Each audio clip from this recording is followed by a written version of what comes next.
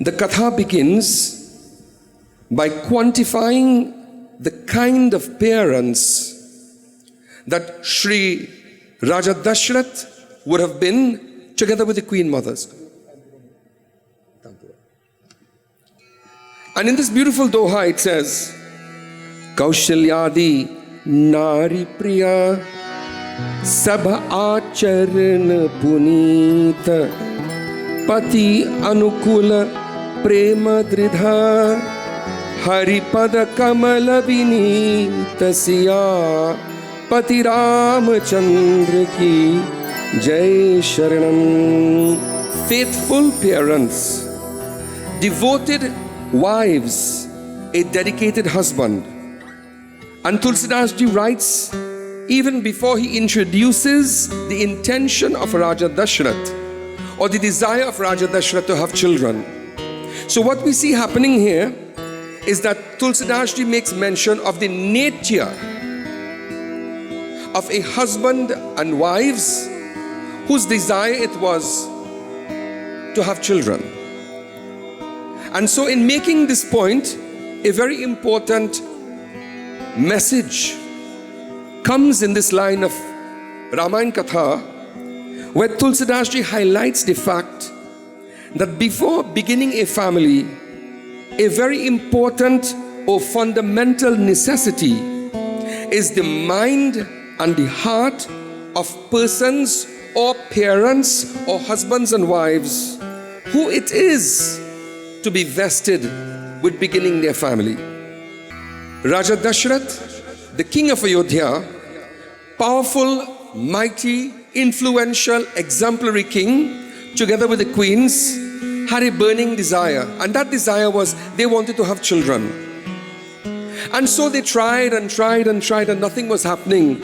Wherever they knew that they would have been able to get guidance or advice, so they went searching and looking. Raja Dashrath, looking at his reflection in the mirror, saw that the hair from his ear started to gray. And it was a burning indication that time was going. Time was clicking.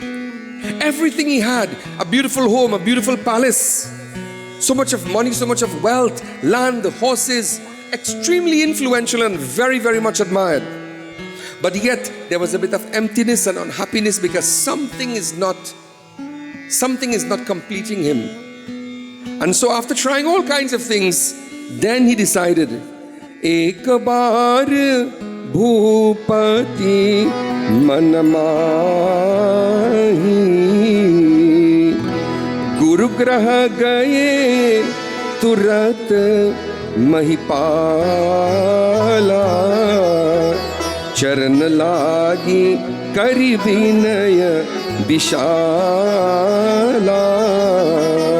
What he should have done first, he did last. And what did he do? He went to the Guru's home. And in all, he dropped all of the regal attire and he went very humbly and sat at the feet of the Guru. When the Guru saw him, the Guru smiled.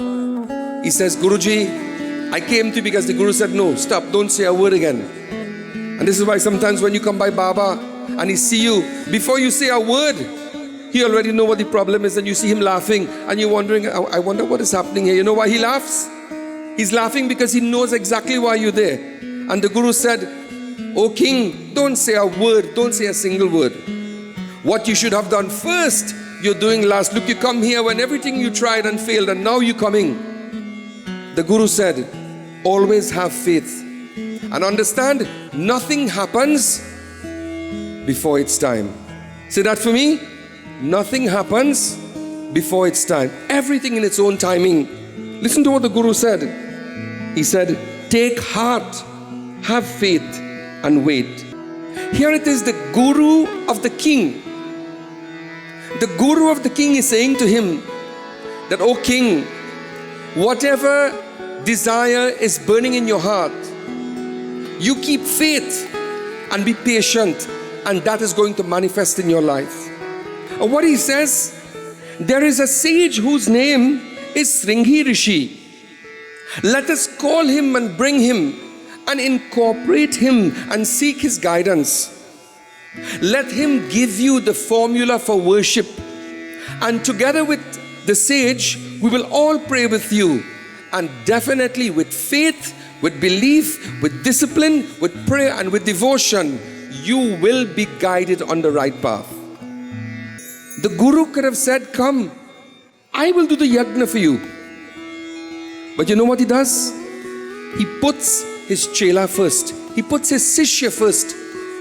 And only what is best for his sishya, he says, there is someone who is a specialized yajna performer, who will be able to have you recognize your goals and fulfill your aspirations. Let us get him.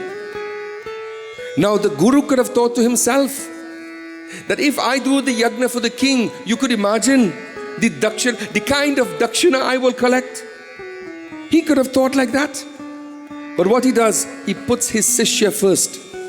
He puts his chela first. And he says, let us call he who is specialized in this particular field, and he will help us. And my dear brothers and sisters, in the next line of Ramayana, the Putra Yagya begins, and my dear devotees, with the chanting of all the Vedic mantras. Leading the Yagya, Sringi Rishi, Vashishta Muni and the host of sages and saints, they are performing Yagya, they are performing Puja. How interesting it is that the king is sitting there doing his Yagna. And then at the end of it all, when the Purnahuti was offered, Agni Devata comes and Agni says, whatever your Guru decides, whatever it is in the heart of the Guru for you to have, then this is what I will give to you. Vashishta Muni joins his hands, and what the Guru says, whatever the desire of my Sishya would be, then may that desire be fulfilled. I want you to understand, Agni Devata is not saying to the king that whatever you desire, I will give it to you. No. Agni turns to the king and he says, whatever the blessing of your Guru is for you to have, this is what I will give to you. And so my friends, very, very remarkable indeed. The Guru said, all I want is for the happiness and the well-being of my Sishya. Whatever his desire will be, then so should that desire be fulfilled. And so it came to pass that, dear devotees, that Raja Dashrath, Kausalya, Sumintra and Kaikeyi, that desire for having children, but not only for having children, but for having children whose minds and whose heart was conducive to positivity, productivity, discipline, and auspiciousness indeed. And this is why Raja Dashrath and the Queen Mothers, they were not only praying to have children, but their prayer was that the mind and the heart and the behavior and the conduct of children should be in such a way that they bring happiness and joy to their parents.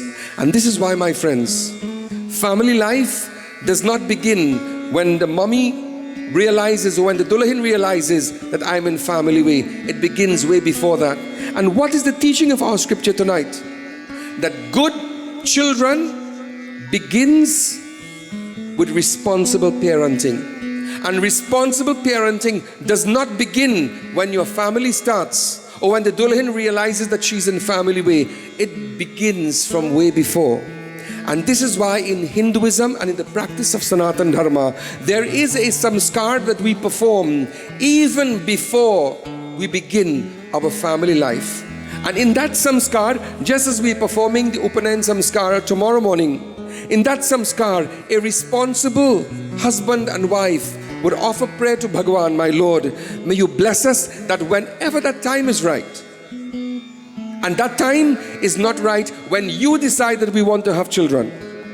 That time is right only when Bhagavan sends that intervention, the birth of every child. Whether that child is born a month after the wedding, yes, a month after, 9 months after, a year after, 3 years after, 10 years after, 12 years after, that is only in God's timing. However it happens, the birth of a child is always divine intervention. And so, my friends, that samskar gives the responsible husband and wife the opportunity to seek Bhagwan's intervention, that not only do we want to have a child, But the mind and the heart and the attitude and the behavior and the conduct of that child should be that which will allow us to celebrate in happiness and in joy. And so, devotees, it came to pass that 4 wonderful, brilliant and illustrious sons were born to Raja Dashrath and the Queen Mothers. Devotees, I just mentioned to you that the birth of every child, and let these words remain with you, because yes, you would say, Baba, my children are already big, but you'd have grandchildren. And if you haven't had grandchildren as yet, you will at some point in time. The birth of every child is a divine intervention.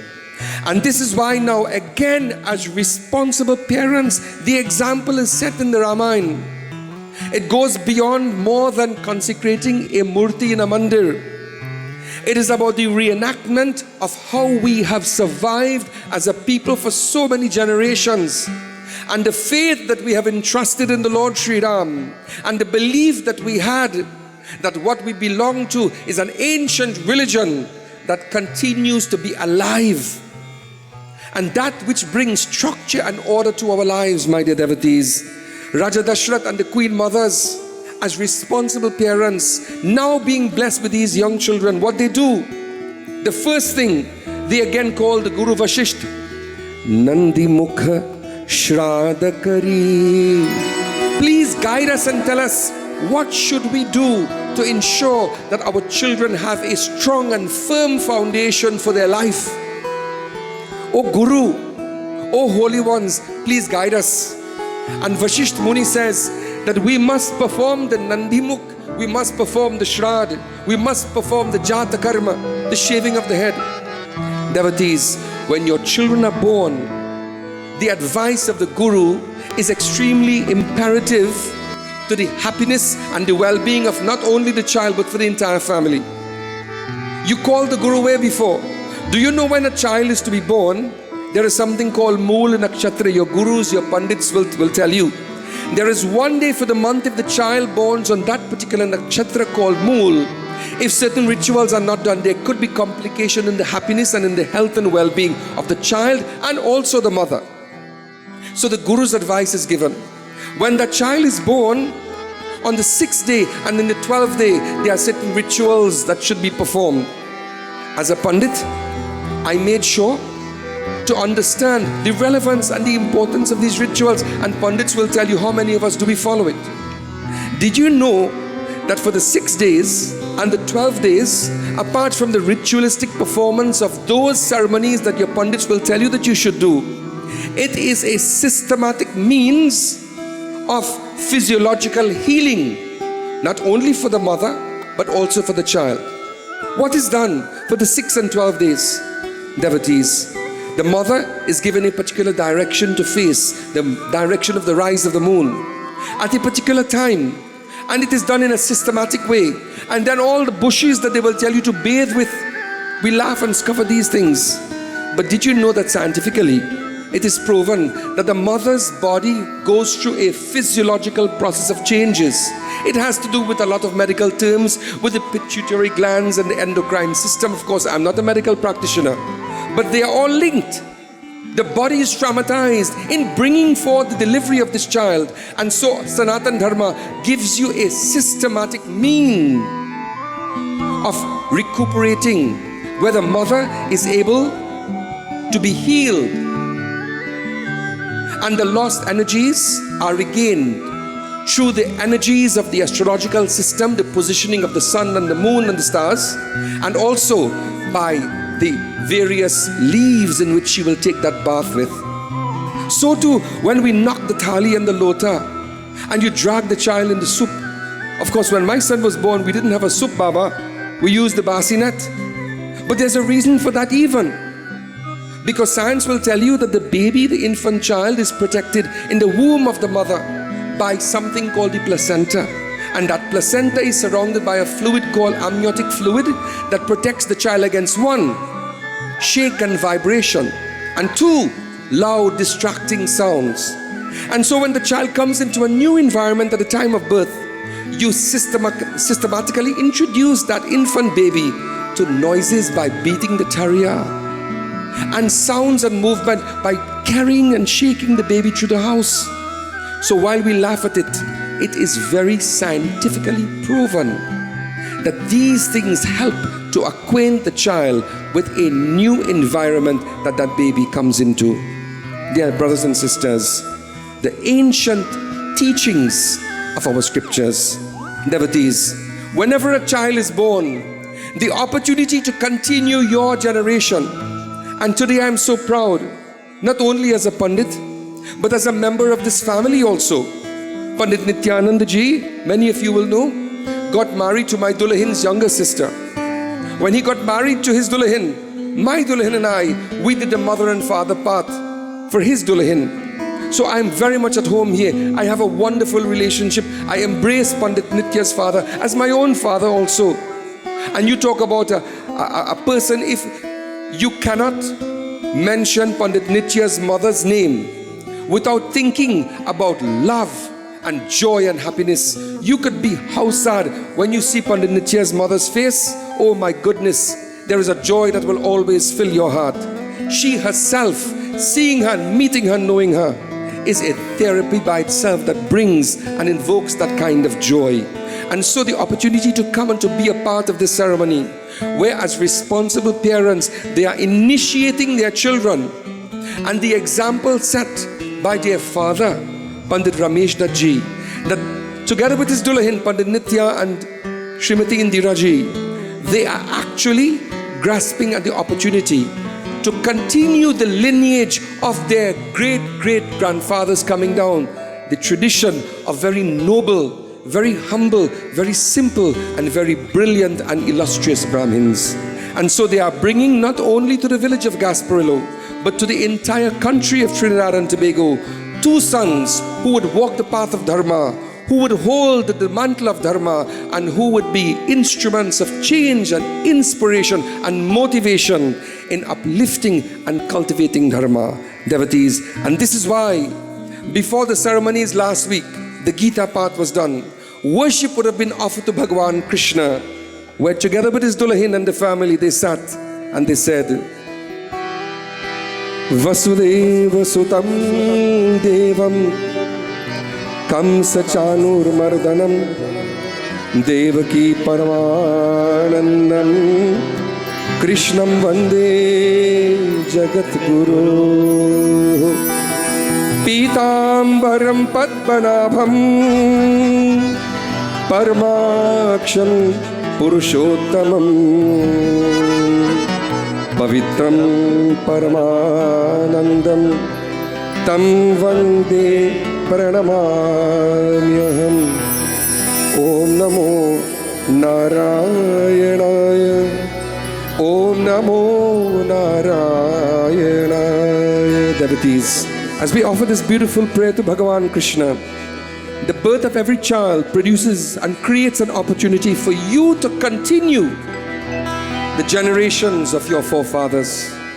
And today we are very proud because through Pandit Nityanand and his Dulahin, and through the instrumentality of their father Panditji and Mataji, they are able to continue the generations of their forefathers.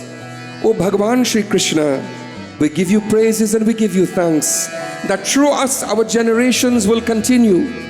Bless us that we continue to endeavor to teach and to train our children along the righteous path.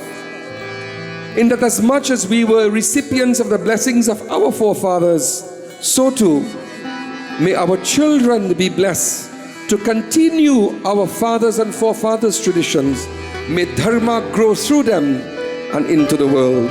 All the ceremonies and rituals to ensure that their sons grew to be intelligent, to be wise, to be disciplined, to be focused would have been done. And so as responsible parents, my dear brothers and sisters, they endeavored their very best to ensure that Sri Ram, Lakshman, Bharat and Shatrughan, they were well taught, well trained and well educated. Please repeat this line after me. Say, Sri Ram.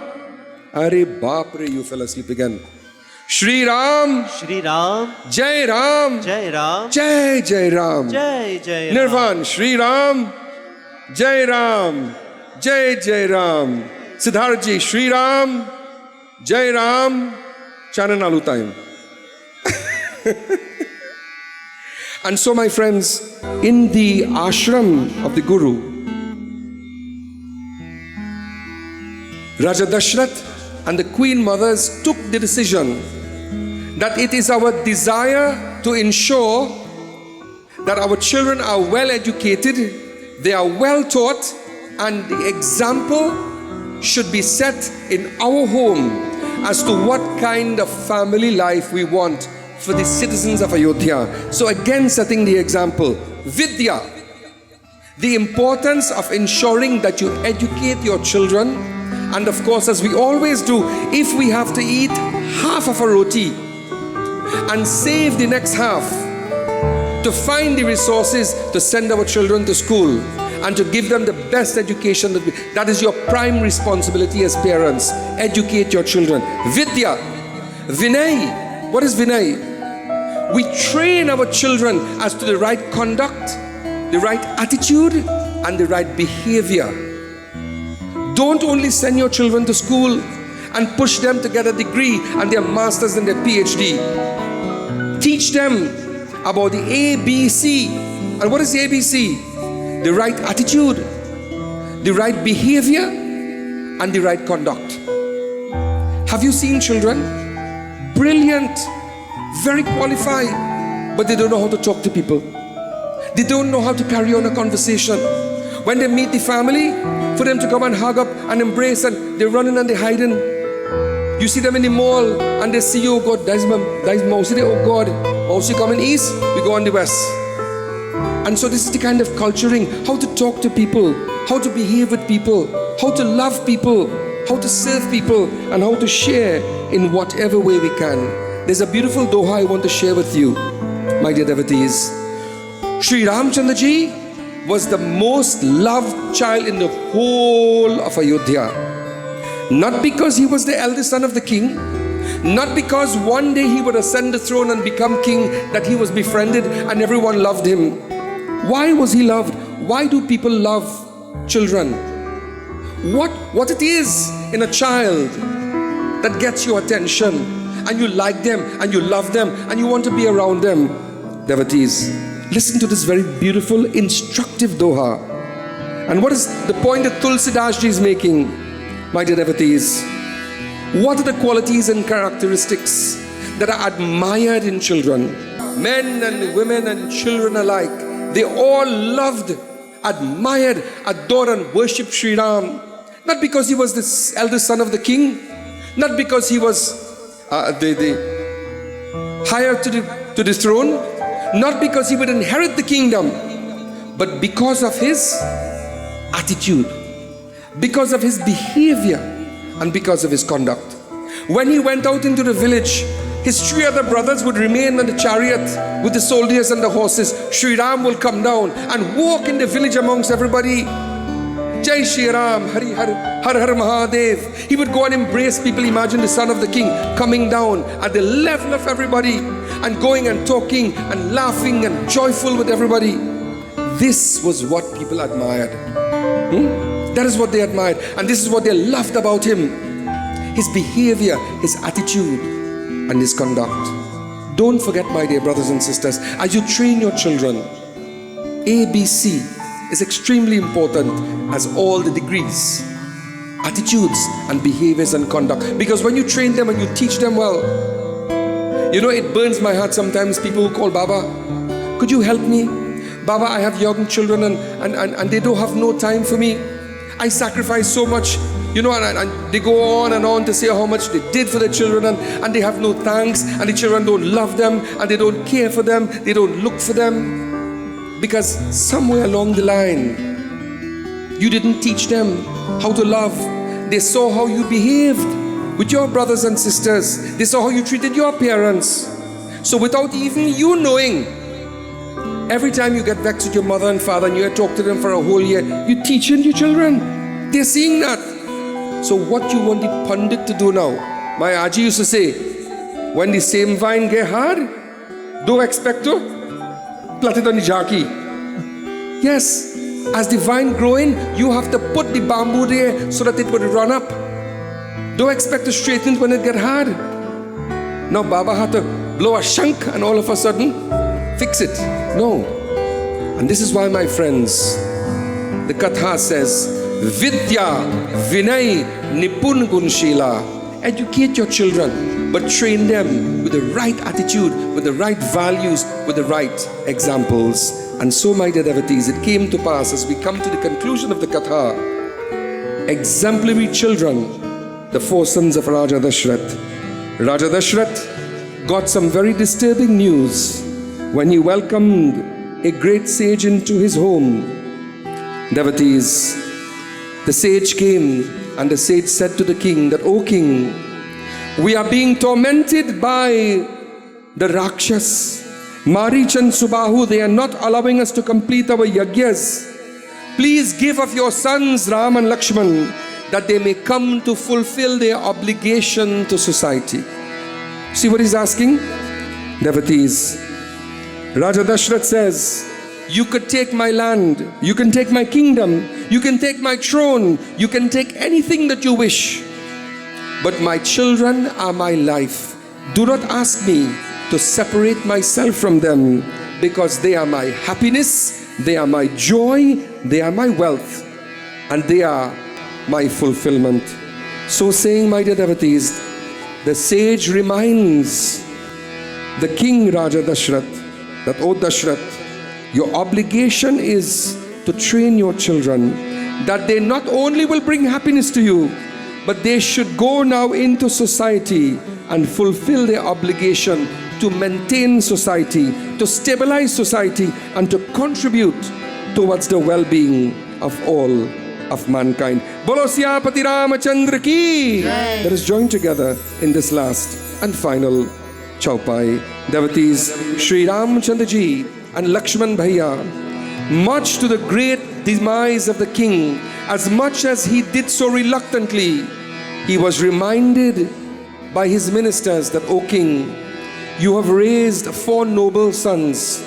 Not only should you keep them for yourself, but the day will come when your children will have to leave the comfort, the safety, the security, the love and the blessings of your home, your heart, and your protective embrace. Train them and teach them well, so whenever they have to leave, in your mind and your heart, you would know that I did my job as a mother and a father. I fulfill my role in teaching them well, and now as they go with the confidence that I know that my children are going to make me proud. What happens, my dear devotees? Sri Ram, Lakshman, they go, and the minute the yajna starts, Maharaj and Subahu, they come to desecrate, to destroy that yajna. What happens? Tulsidas ji writes, at the break of day, go and fearlessly perform your yajna. Sri Ramchandra ji, the first thing that he does after completing his time in the Guru's ashram, after learning about good behavior and good conduct, humility and simplicity, after acquiring all the knowledge of the Vedas, the first thing that happens, a sage comes and makes a request that, O king, please give of your children, give of your sons, Ram and Lakshman. The king says, how could you make such a request? You could take anything else. You could take all the land, all the horses, you could take the entire treasury if you want. But do not ask me to separate myself from my children, because they are my happiness, they are my joy, they are my pride, and they are my wealth. What value do you place to your children in your life? I want to leave you with that question. What value do you place to your children in your life? How much do you value them? Are they your joy? Are they your pride? Would you give your life for them? What kind of sacrifice would you make for them? The day will come, our scriptures are teaching us. Sri Ramchandra ji, the Ramayana, Sanatan Dharma says, teach them well, educate them well, set a good example for them, give them a strong foundation. The day will come when they would have to leave. And you will have to make that detachment. Some of us find it very difficult to detach. Our children would leave us and they will go to have their own lives, with their own family, with their own children. And even there we try to dictate. And that could be very problematic. Raja Dashrath is being told that, "Oh Raja Dashrath, fear not. As a father, you did your part. You taught them well. You have given them a solid foundation. Don't worry about what will happen."